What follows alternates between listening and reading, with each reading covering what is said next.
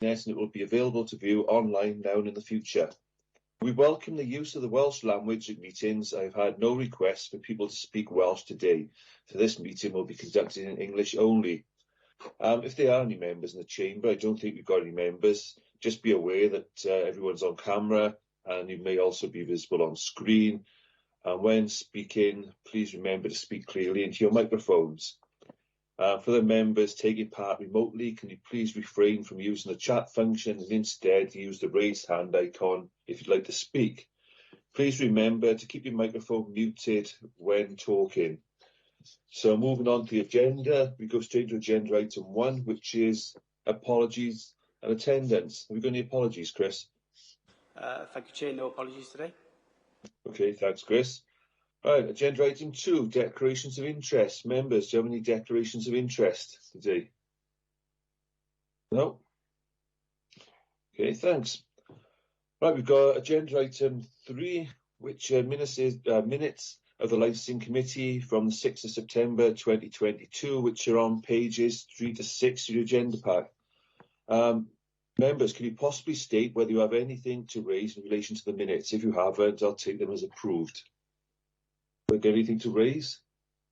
No? Okay then, thank you. Right, we move straight to agenda item 4, which is workload update quarters 1 and 2, April 22 to September 2022, which are on pages 7 to 20 of your agenda pack.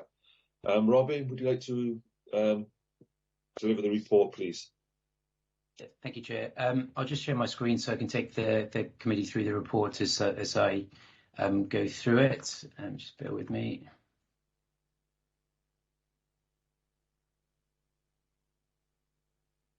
Okay, hopefully that will be coming up for everybody to see. So yeah, this report is to update the committee on the work undertaken by the licensing team during the first 6 months of the year. So that's the first 2 quarters that ran from April 22 to the end of September 22. And this just relates to the functions that fall to the General Licensing Committee. So there's a Hackney Carriage and Private Hire licensing, scrap metal licensing, charity collections, street trading licensing, smoke-free legislation, animal establishment licensing, and also sex establishment licensing. So begin with operational matters relating to Hackney Carriage and Private Hire licensing. There have been 13 complaints in relation to taxi licensing during the first half of the year. The complaints received include concerns raised in relation to the attitude and behaviour of licensed drivers, booked vehicles not turning up on time or not turning up at all, and allegations of dangerous driving. All complaints have been fully investigated and action taken as deemed appropriate. We've also received a request from the Hackney Carriage trade to increase the Hackney Carriage tariff in Torfaen. So that's the maximum tariff that taxis, the Hackney carriages can charge for any journey that begins in Torfaen. The request was subject to scrutiny by the Licensing Committee in September 22, as members will no doubt recall, and the recommendation was for a report to be submitted to the executive member.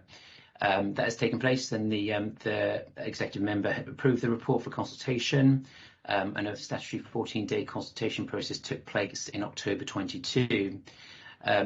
Objections were received to the proposal, and officers are in the process of preparing a report that will be considered by the executive member. So the objections were against the proposal, and as I say, as the report says, the report will be going to the executive member just to review the objections and set a further date within 2 months of the original date when the proposed tariff will come into effect, with or without any amendments that the executive member considers are appropriate.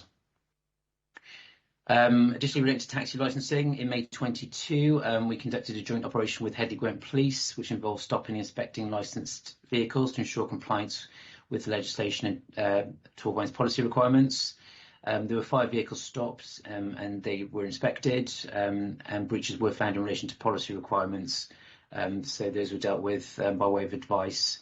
The things that sort of picked up were not having the license number on the first aid kit that's required to be in the vehicle, and drivers who are required to keep daily safety checks required to carry out daily safety checks on the vehicle aren't appropriately documenting them. So those are the main things that we pick up on, and as say, advice given, and we'll escalate them should they be found to be breaching the conditions in future. With regard to delegated decisions, so these are matters that are considered by the Chief Officer for Neighbourhoods Planning and Public Protection. There have been 14 separate issues that have been dealt with by means of Chief Officer reports in quarter 1 and 2. Those have included 9 reports in relation to late vehicle renewals. So those are applications that were received after the expiry of the previous licence. And as no doubt the members who sit on the licensing panel will be aware, case law has established that any application to renew a licence should be received before the expiry of a licence, and if it isn't, then there should be good reasons or exceptional reasons why that's not the case. So there were 9 late vehicle renewal applications in the first two quarters of the year. All non-late renewal applications were granted by the Chief Officer. The Chief Officer considered 2 reports in relation to Hackney Carriage and Private Hire driving licences and the accumulation of DVLA penalty points, so usually for speeding, but could be other matters as well, relating to traffic offences. 1 report was in relation to a renewal application, and the Chief Officer chose to refer the application to the licensing panel for a decision, and the decision of the members was to not renew the licence. An appeal has been lodged in relation to that decision made by the panel, and the appeal is due to be heard in the Magistrates' Courts in December. So the committee will be updated as to the outcome of the appeal at the next meeting. The Chief Officer also considered a report in relation to the disclosure of a medical condition, which resulted in the applicant not meeting the required Group 2 medical standards. So the Council applies the same standards to taxi drivers as the DVLA uses for bus and lorry drivers, as they're professional drivers and on the road a substantial amount of time. So we use those standards, and we had a driver who didn't meet the required standards. So the driver had notified the Council that he suffered a stroke and was unable to meet the required standards. So the Chief Officer resolved to revoke the licence with immediate effect on the grounds of public safety. In terms of licensing panel decisions relating to taxis, there have been 3 applications subject to a licensing panel hearing during the first 2 quarters of the year. The 1 application has already been referred to in section 4.14 of the report, and the other 2 panel hearings were in relation to new applications for Hackney Carriage and Private Hire driver licences. The first application was refused due to the applicant accumulating 7 DVLA penalty points for speeding, and the second application was referred to the licensing panel for a decision due to criminal caution being disclosed in the applicant's criminal records check, and in addition the applicant failing to disclose that he received a caution, and in that case the panel granted the licence for a period of 1 year. As I understand it, the minutes of these hearings are due to be considered by the committee at a later agenda item. In terms of scrap metal and charity collections, there have been no complaints during the first 2 quarters of the year. In terms of street trading, we've had 3 complaints. They relate to allegations of trading without consent and 1 trading contrary to permitted hours. And again, complaints have been investigated and dealt with as deemed appropriate. In terms of licensing panel decisions, during the reporting period, 3 applications for new street trading consents have been determined at licensing panel hearings. All 3 applications were granted, but subject to conditions, including specified number of times of trading that can take place within a 12-month period. And 1 of the consents was granted on a temporary basis in line with the time period granted for planning permission. There's been 1 complaint in relation to a licensed driver smoking in a licensed vehicle during the reporting period. So as the committee no doubt will be aware, licensed vehicles are always licensed, regardless of whether they've got passengers in the vehicle or not. Once licensed, they're always licensed, and they're deemed to be smoke-free premises. So no one can smoke in a taxi or a private hire vehicle at any time. So when a licensed driver was found smoking in the vehicle, but on that occasion a verbal warning was given as the complainant was unable to identify the driver of the vehicle. In terms of animal establishment licensing, we've received 8 complaints. And the majority of those have been regarding allegations of illegal dog breeding.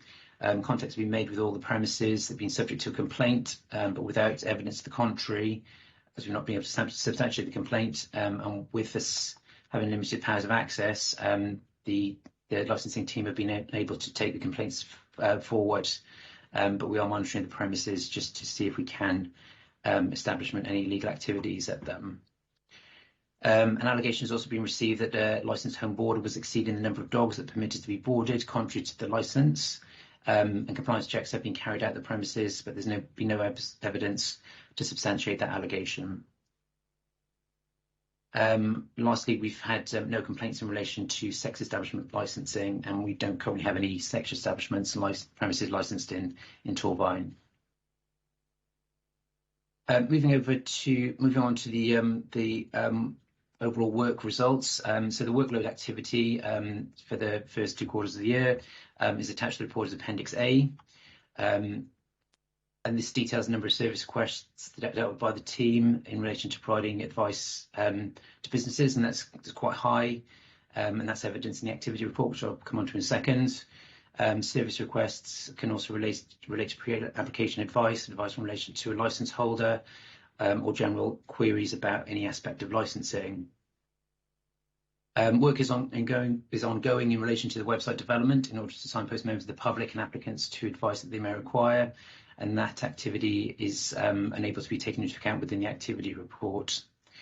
The activity report also shows that officer resources have been focused towards achieving set targets for the team, and a vacant post was filled in January 2022, and training development for the officer is ongoing.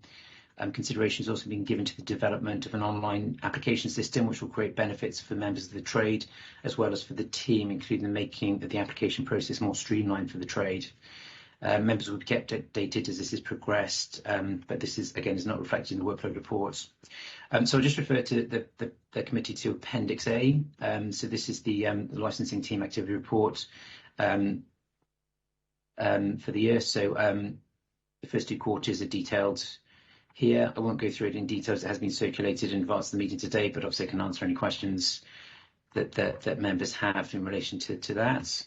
It's just referring back to the reports. At a previous committee meeting, possibly the last one or the one before, we had discussed starting the process for reviewing the street trading policy, but unfortunately due to competing priorities and demands on the team, that review hasn't commenced as yet. We anticipate that we'll progress that early next year. In terms of complaints against service, there have been no complaints received during the reporting period, which obviously we're pleased about. And that pretty much concludes the report. So I'll just move to the recommendations now. So they are that the Licensing Committee firstly notes and comments on the contents of the report, and secondly notes the activity report for April 22 to September 2022. Thanks very much. Okay, thanks, Robin. Anybody got any questions or comments to make? No? Okay then, thanks. The recommendation is on page 11 of your agenda. Just ask you now whether you agree with the recommendations. All those 4? Agreement? Right. Anybody against? No. Anybody abstaining? Okay then. Thanks, members. Right, move on to agenda item 5, which is approval for consultation of proposed Hackney carriage and private hire vehicle licences 23 to 24, which are on pages 21 to 30 of your agenda pack. Robin, can you deliver the report, please? Thank you, Chair. I'll just share my screen again as I go through the report so that the committee can see that. Okay, so hopefully the report should be coming up for everybody to see. As the Chair said, this is regarding the fees for Hackney carriage and private hire licensing for the next financial year beginning in April 2023. So certain fees are deemed to be non-statutory and that local authorities can determine what or whether to charge. So they're locally set fees. And this report refers to the non-statutory taxi fees that fall to the authority for determination. The legislative background and methodologies around licensing fee setting has previously been used to determine a large range of licence fees agreed and have been agreed by this committee. The calculated costs for the next financial year are based on budgeted salary costs for 23-24, in line with the Council's medium-term service and financial plan. Central services, apportionments and direct costs such as IT systems are based on the 21-22 actual costs, though, as those are the most recent figures that we have available. Now, under the Constitution, setting of fees for licences falls to the Licensing Committee, and that's the reason that the report's before the committee today. The general fee setting principles set out in section 4 of the report. So relevant legislation and guidance around fee setting for local authorities that must be taken into account when determining the actual cost of producing a licence have been considered when preparing this report, and the proposed fees that are contained therein. Appropriate case law has also been taken into consideration. The ethos underpinning this legislation and guidance is that businesses that benefit from a licence should be asked to pay any reasonable costs incurred by the local authority in providing that licence. However, they must also be able to depend on local authority licence fees to be fair and reasonable. So rather than it being a cost-generating exercise, it's cost recovery. Fees are reviewed annually using the following steps. So the process is set out in paragraph 4.1.2 of the report. So first off, the fees setting process itself is reviewed. So we look at the process we undertook last year to ensure that it remains valid. Any changes in law, guidance or case law will be taken into account, and amendments to the process made as appropriate. Secondly, the underlying data determining the fees is reviewed to ensure that the time calculated remains accurate. So that involves each licence step being reviewed to ensure that the time calculated remains accurate.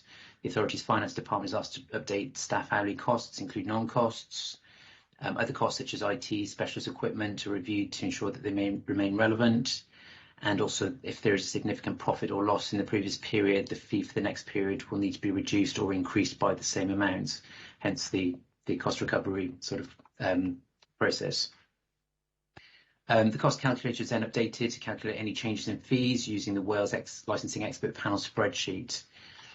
So this is a spreadsheet that's been developed across all local authorities or licensing authorities in Wales, and it's been agreed sort of at a national level as the process that we taken to determine or to calculate what a proposed cost would be.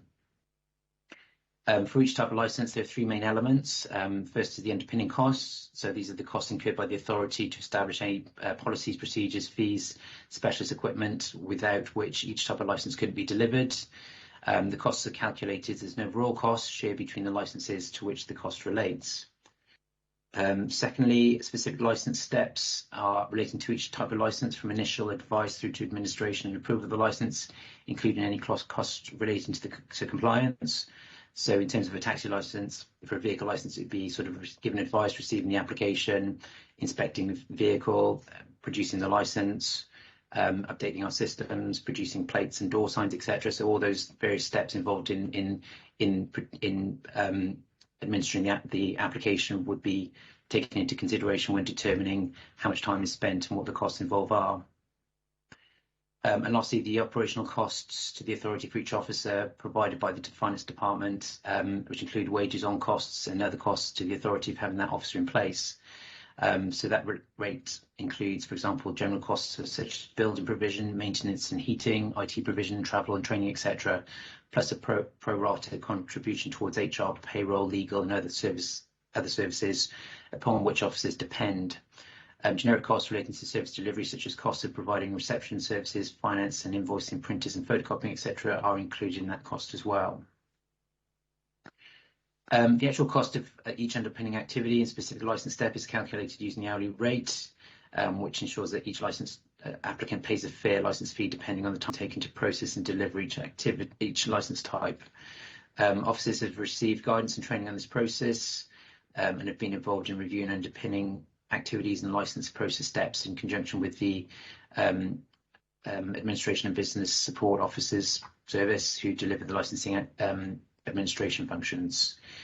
Taxi licence fees are required to be consulted upon, and these are therefore reported separately to those fees not requiring consultation. So this report purely refers to the taxi licence fees for 23-24. The proposed fees calculated using the methodology that I've just been through are shown in Appendix A of the report. So I'll just refer to that. So this table in Appendix A shows the breakdown of the licence types that fall into taxi licensing, so drivers, vehicles, private hire operators, and then just other ancillary activities that we undertake. So the table shows the existing fees, so these are what we charge at the moment, and having been through the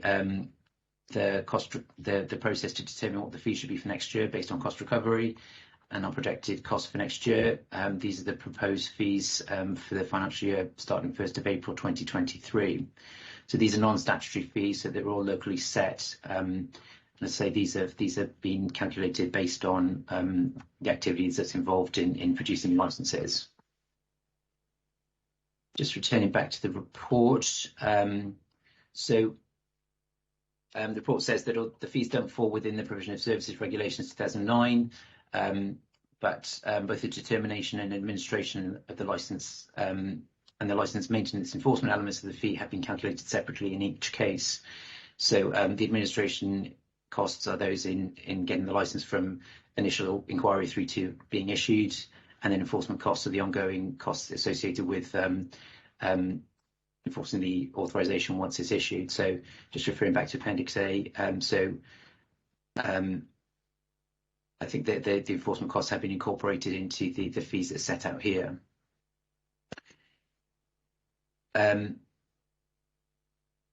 The fees calculated for Hackney Carriage and private hire driver licences for the 22-23 period propose a slight increase.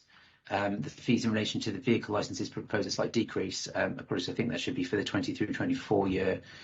So as the committee can see, at present for a driver licence we charge £315, and it's proposed that the new cost based on cost recovery would be £365. For vehicle licences, currently it's £246 for a new application, and the proposed fee is to reduce that to £240. And equally with renewal applications, there's a slight decrease on renewing a licence where the vehicle's under 8 years old, but a slight increase where it's over 8 years old. And again, this is based on the time it takes to administer the application and enforcement, and therefore the costs involved in doing those activities. It was previously accepted that local authorities could charge for enforcement as part of the overall administration of a licensing function, even where the ability to make such a charge is not specifically prescribed within the relevant legislation. However, recent case law now allows enforcement costs in respect of drivers to be included in licence fees, and that has therefore been taken into account. Just to give the committee sort of an overview of the expected number of applications that will be affected by this, existing licence holders that will be affected by this. So the table in paragraph 4.2.5 of the report sets out the number of licences we have for each licence type. So we've got 19 operators, 180 drivers, etc. The length of the licences set out, and then the number of, because the licences aren't all annual, not all of the licences will be due for renewal in the next financial year, so not all licence holders will be affected by these costs. But the table shows how many renewals are expected, so these would all be affected by the proposed fees for 23-24. Obviously, the numbers are variable. It depends if a licence holder wishes to renew the licence or chooses to change the vehicle mid-licence. But most driver renewals of the 180 that we have were due in the 3-year period, in the 21-22 period. As we issued those licences for 3 years, and the majority of those were due to be renewed this financial year. So as you can see, for drivers, there's only due to be 15 renewals in the next financial year.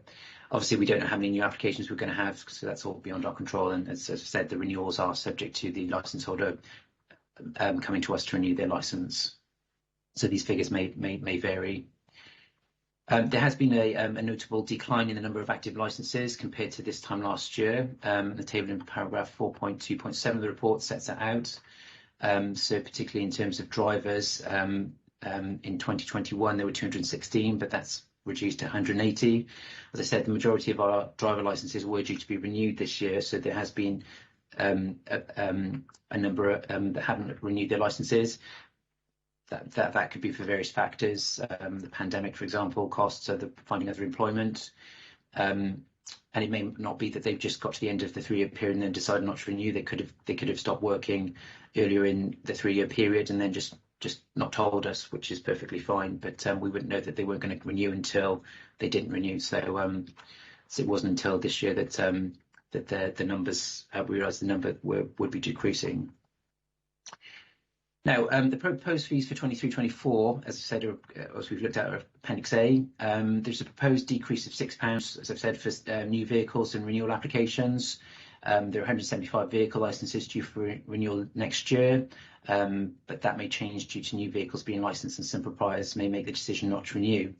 If 175 vehicles are renewed, this will result in a decrease of £1,050 in terms of income received. This figure does not take into account the proposed additional fee increase for those vehicles aged 8 years and over. So if a vehicle is over 8, the fee actually goes up. So there may be some vehicles that currently are under 8 years old, so they would charge be charged the lower fee. But if when they come to renew, they're over 8 years old, there will be additional costs due to additional work involved in inspecting the vehicle to establish it's fit to be relicensed. There are 35 Hackney Carriage and Private Hire driver licences due for renewal in the next financial year. The fees calculated propose an increase from the current 315 to 365 for the 3-year licence, which is an increase of £50. And if all drivers renew their licences, that will equate to an increase of £1,750 additional income received from driver licence fees. With regard to operators, there's an increase of £32, and that's a 5-year licence, and there are due to be 2 private operator licences renewed in 23-24, so that'll be an increase of additional income of £64. So that sort of sets out the proposed fees. Just as a reference point, Appendix B shows a table showing a comparison of our proposed fees with neighbouring authorities' fees, so across Gwent. But it should be noted that the fees included for the 22-23 period for the neighbouring authority, the fees set up for the neighbouring authorities for the 22-23 period, as they've not yet reviewed their fees for the following year. So I'll just briefly refer to Appendix B, which was the committee have had sight of in advance of today. So this shows a comparison of our fees, our proposed fees, our current fees, and it's the third column, and then the fees for Blaenau Gwent, Caerphilly, Newport and Monmouthshire. As the committee can see and make no doubt question, our fees are slightly higher than our neighbouring authorities, but as I've mentioned, we're the first authority to review our fees for next year. So Blaenau Gwent, Caerphilly, Newport and Monmouthshire will be going through the same process that we're going through in the new year, so their fees may increase if it works out that way, or they could decrease, or they could freeze their fees. Torvine and Newport, so Newport and us, pretty much account for everything when we go through sort of working out the steps involved in determining an application and enforcing that authorisation. So we include more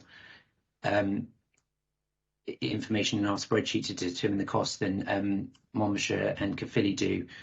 So that's been pointed out to them, and they are likely to be reviewing the process when they come to review their fees, so their fees may increase next year because of the additional costs that they'll be looking to recover. And lastly, Torvine staffing costs are higher than the neighbouring authorities, so that also has an impact on the fees, proposed fees, when we've calculated them. Okay, just returning back to the report.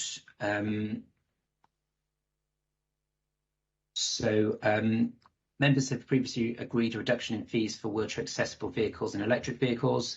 Currently, that's £80 in respect of new applications and £70 for renewals. So, as well as looking at the overall proposal, that members are asked to consider if they want to continue offering a discount to encourage the use of, or the licensing of, wheelchair accessible and electric vehicles. And the discount to electric vehicles are wholly electric vehicles, so not hybrids. It's only if the vehicle solely runs on electricity, or if it was hydrogen, then we consider that as well. A discount would be beneficial in demonstrating the council's support for the provision of wheelchair accessible vehicles and also electric vehicles, but any discounts would need to be funded and cannot be recharged to other licence applicants. There are currently 22 wheelchair accessible vehicles and 1 fully electric vehicle licensed within Torvine. There are 5 hybrid vehicles, but as I say, they don't fall within the they don't qualify for the discounts. Apologies for taking so long to go through the report, but just briefly, the consultation has taken place on this report. The finance officer and legal officers have been asked to provide review this report. Obviously, the costs that we've received for the next financial year have come from our finance team, so they've been approved. And the taxi licence fees, should the committee be minded to review the fees for next year, the fees will be subject to consultation, so they must be advertised for at least 28 days, and any objections must be considered before any changes to the fees are implemented. So the licensing officers, if the committee are minded to review the fees for next year, the licensing officers will firstly advertise the fees agreed by the committee in a local newspaper for 28 days, advise licence holders of the proposed fees, and also arrange for any objections to be brought before the next licensing committee so that these can be considered prior to the adoption of any amended fees. So I'll now just move to the recommendations for this report. So the recommendations are that the committee firstly approve the proposed taxi fees for consultation, or should members not approve the proposed fees, indicate the fees that should be consulted upon. So obviously the panel are minded not to approve the fees, then the committee is minded not to approve the fees, then the committee could propose alternative fees, or the committee could decide to offer a blanket reduction, sort of 20% or something, or could freeze the fees for the next financial year if considered appropriate.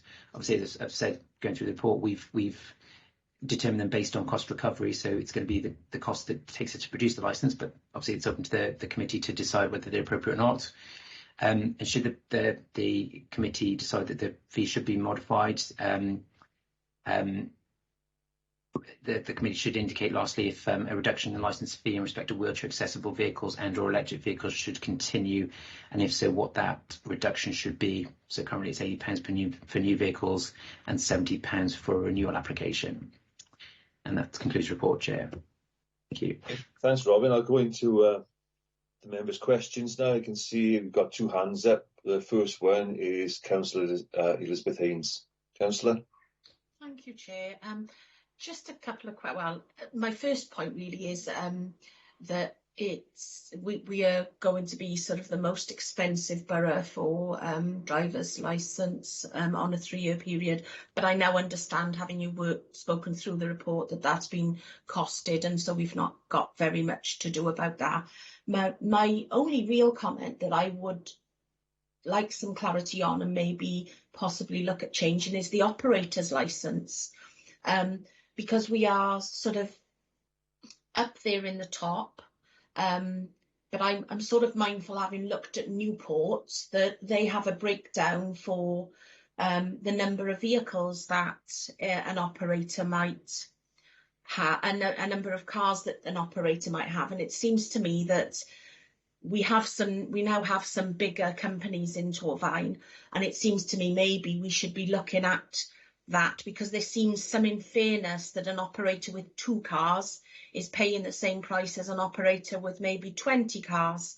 So their individual cost per car for the smaller operator is significantly higher, and there's a bit of inequality there. I do like the way that Newport have a breakdown of the number of cars, and I'm wondering if we could maybe look at that, so that our smaller operators are not put in any sort of negative financial situation. Thank you, Chair.